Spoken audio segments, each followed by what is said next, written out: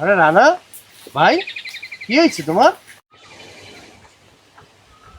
তুই ভাই, আমার কি হয়েছে ভাই? আমি কি কব ভাই? আমার সাথে যা হয়েছে ভাই, আমি বলার ভাষা পাচ্ছি না ভাই। ভাই তাহলে শোনেন ভাই, এত বড় বুই মালিকরে কলাম যে আর একটা কিসের নীতি, সে মালিক তো নিল না। এ কি একার দ্বারাই আমার দ্বারাই করা সম্ভব না? মালিকরে আজকে আবার বলতে হবে, এ তো একা আমার দ্বারা সম্ভব না। মালিকটাও বুঝতেছে না।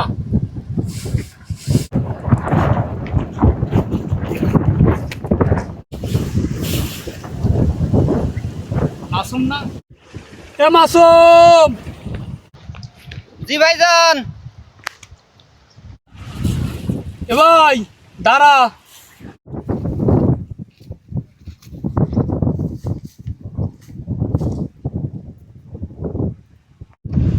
ও মাসু, তুই যে ইন্টারভিউ দিতে গেলি, তা সেই ইন্টারভিউর জায়গাতে কি খবর? চাকরি কি হবে নে? ভাইজান, ইন্টারভিউ তো ভালোভাবে দিছি, কিন্তু মনে হয় না আমাদের মতো গরিবদের কপালে ভালো একটা চাকরি হবে। আমাদের এই কিষেন খাইটেই দিন কাটাতে হবে। কি বলিস তুই? তুই কিষান খেটে কাজ করবি মানে কি হয়েছে? আমার একটু খুলে বলতো। ভাই, ভালো একটা চাকরি করতে গেলে টাকা পয়সা দরকার হয়। আমাদের তো অত টাকা পয়সা নাই, তো আমরা কিভাবে চাকরি করব বলেন? চাকরি পেতে গেলে 5 লাখ টাকা লাগবে। 5 লাখ টাকার জন্য ভাইয়ের চাকরিটা হবে না? আমি বড় ভাই হয়ে কিভাবে সহ্য করি? আরে ভাই, তুই চিন্তা করিস না, টাকার ব্যবস্থা আমি করতেছি। তুই যা, বাসায় যা, বাসায় যা, আমি দেখতেছি। যা, আচ্ছা ভাই, দেখেন কি করা যায়। আচ্ছা, তুই যা।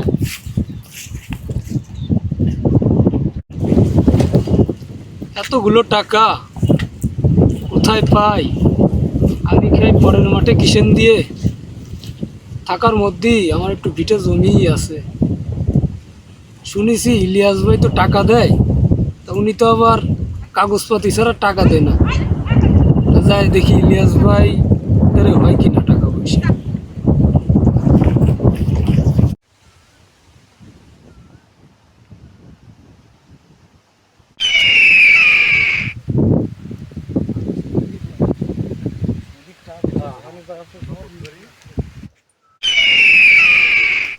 ও জুয়েল, ওদিক টাকা টোকা পাচ্ছি না, আমার মাথার মতো নষ্ট হয়ে যাচ্ছে। তো তোরে আমি আমার পাশে পাশে রাখতে কি আছে?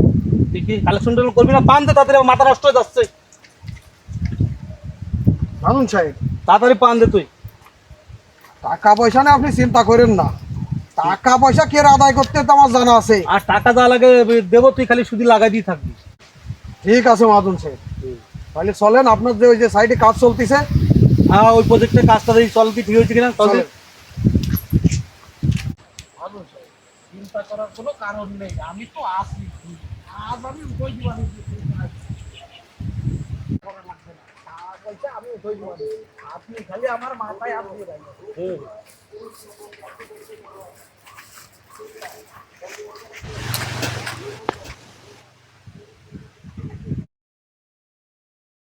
কিরে জুয়েল, কাজ বন্ধ কেন? মাদন সাহেব, কাজ যে মিস্ত্রিরা করবে, মিস্ত্রিকে বেতন বাড়াতে বলতিছে, তা না হলে কাজ করতে চাচ্ছে না। এ জুয়েল, আমার কাজ বন্ধ কেন? যদি ওরা কাজ না করে? জুয়েল, টাকা পয়সা কি আমার কম আছে? আমার কাজ বন্ধ কেন? ওরা করবে না, নতুন লোক দেখ। এই জুয়েল, 1 মাসের মধ্যে আমার এই কাজ শেষ করবি। আমি এখানে লেডি সিস্টেম করব। আমার টাকা কম আছে? মাদন সাহেব, আপনি কোনো চিন্তা করেন না, আপনার এই কাজ আমি 1 মাসের ভিতরে উঠে দিচ্ছি। মাদন সাহেব, তাহলে উপরের দিকটা চলেন, আপনার একটু দেখাই নিয়ে আসি। এই সাথী, তুই আমার মাথা না ধরে তোর মাথা ধরিস কেন? বলেন মাদন সাহেব।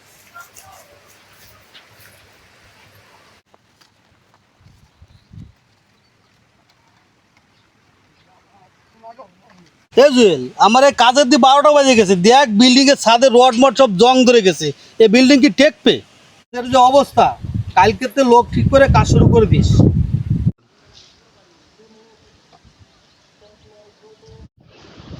ইলিয়াস ভাই, কে? ইলিয়াস ভাই, আমি রানা ভাই। ইলিয়াস ভাই, আমি তো একটু আপনার কাছে আসছিলাম ভাই। রানা কি জন্য এসছো আমার কাছে? ইলিয়াস ভাই, আমার ছোট ভাই একটা চাকরির কথা চলতেছে ভাই, সেখানে 5 লাখ টাকা লাগবে ভাই। কিন্তু আপনি তো জানেন আমার কি অবস্থা ভাই, আমার কাছে তো টাকা পয়সা নেই ভাই। আপনি যদি আমাকে 5 লাখ টাকা দিতেন ভাই, তাহলে আমার ছোট ভাই চাকরিটা হতো ভাই। দেন না ভাই, দেখেন যদি পারেন। এ জুয়েল, রানা কি কয় ওর সাথে তুই কথা বল। ঠিক আছে মহাজন সাহেব। কথা বলে সব গোছগাছ করে নিস। না ভাই, কি আর বলবো আপনারে, মহাজন সাহেব টাকা পয়সা সুদি লাগায় ঠিক আছে, কিন্তু মহাজন সাহেবের কিছু শর্ত আছে। তা কি আপনি শুনে মিলে আইছেন? হয় ভাই, শুনিলাম তো। খালি তো কোনো ব্যাপার না টাকা পয়সা দিয়া, আর টাকা পয়সা তো আর এমনি দেওয়া যায় না। মনে করেন যে টাকা পয়সা নিতে গেলে বাড়ির দলিলপত্র কিছু আছে। ও ভাই আছে, আমার ছোট একটা ভিটে জমি আছে ভাই, সেই কাগজটা নিয়েই আইলাম ভাই। খালি তো কোনো সমস্যা নেই, টাকা 5 লাখ কার মহাজন সাহেব 10 লাখ দিয়ে দিতে পারবে। খালি সময় মতো টাকাটা দিতে হবে। আর কথা হচ্ছে কি যে ওই মহাজন সাহেব লাখে 1,20,000 টাকা নেয় তো। আপনি কয় বছরের জন্য নেবেন? ও ভাই, আমার অন্তত 2 বছর একটু সময় দেন। 2 বছরে হয় হচ্ছে আপনার 2,40,000 টাকা।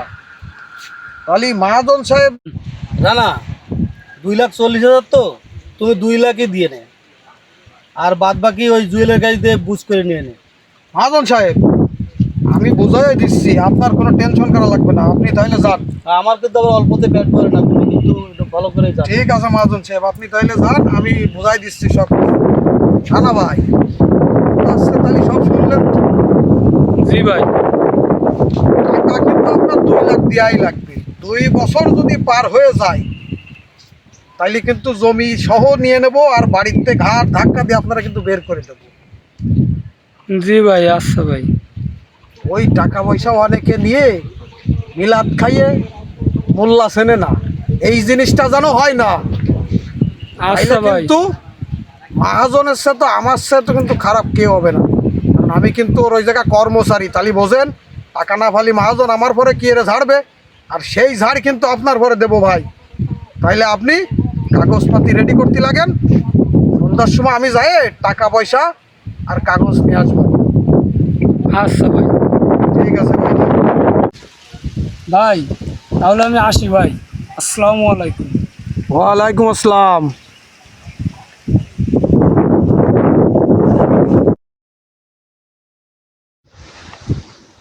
দেই একটু মাসুম দি ফোন দি। হ্যালো মাসুম কি হয়েছে? ভাই, আজ 2 বছর হয়ে গেল ভাই, তুই তো এখনো একটা টাকা পাঠালি না রে ভাই। খালি ফোন দিয়ে টা টা করেন কেন? রাহাইন দিন। ও ভাই, রাখবো তো ঠিক আছে ভাই, ওই যে ওই সুইদে ইলিয়াস ভাই খুব টাকাটা দিচ্ছে ভাই। সকালেও আসছিল আর হুমকি দিয়ে গেছে বিকালের মধ্যে টাকা না দিলে ভাই আমার বাসার জমিটা দখল করে নেবে, মানে আমাদের বাসার জমিটা ও নিয়ে নেবে ভাই, আর আমারে গাড় ধাক্কা দিয়ে বাইর করে দেবে ভাই। ভাই আমারে টাকাটা পাঠা ভাই, না হলে ভাই আমার রাস্তায় নেমে যেতে হবে ভাই। আমার কাছে কোনো টাকা টাকা নেই, আমি কোনো টাকা টাকা দিতে পারবো না। আমি বলিলাম নাই সুদে করে এনে টাকা দিতি আমারে। ও আরে ভাই ভাই করে না দিন, তুমি ফোন রাখো, না তোমার সাথে কথা বলার সময় নেই আমার। রাখো। রাইখে দিল, এখন আমি কি করব? ইলিয়াস ভাই আইসে তো আমার বাইর করে দেবে না মাছ ধরে দিয়ে। আল্লাহ, কি করব এখন আমি?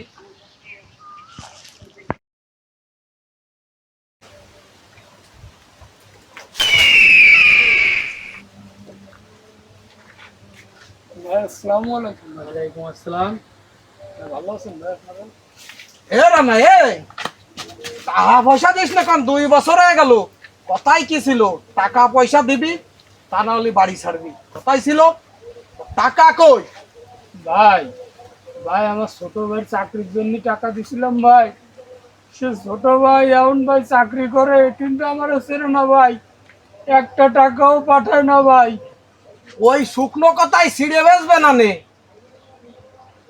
ভাই আমার আমার আর 6টা মাস সময় দেন ভাই, ভাই আমার 6টা শুকনো মাস কথায় সময় কাজ দেন হবে না ভাই। নে, 2 বছর ছিল ভাই তোমার মহাজন, 2 বছর ছিল ডেট, তোমার বাড়ি আর থাকা লাগবে না, তুমি যাও বাড়ি আজকে তো আমাকে যাও। মহাজন সাহেব চলেন।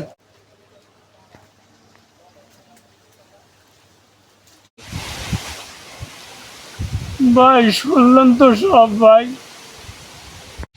সবই তো শুনলাম ভাই। ভাই এখন আমি কি করব ভাই? সবই তো শুনলাম ভাই। তুই আমার খালাতো ভাই, তোকে তো আর ফেলে দিতে পারি না। চল, তুই আজকের থেকে আমার বাসায় থাকবি। চল ভাই।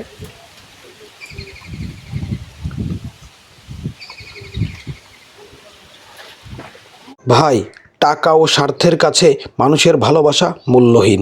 কিছু মানুষরূপী অমানুষ নিজের স্বার্থের জন্য তার রক্তের সম্পর্ক ছিন্ন করতে একটুও পিছপা হয় না। তো বন্ধুরা, আমাদের ভিডিওটি ভালো লাগলে অবশ্যই লাইক, কমেন্ট, শেয়ার করবেন এবং আমাদের ফেসবুক পেজটি ফলো দিয়ে রাখবেন।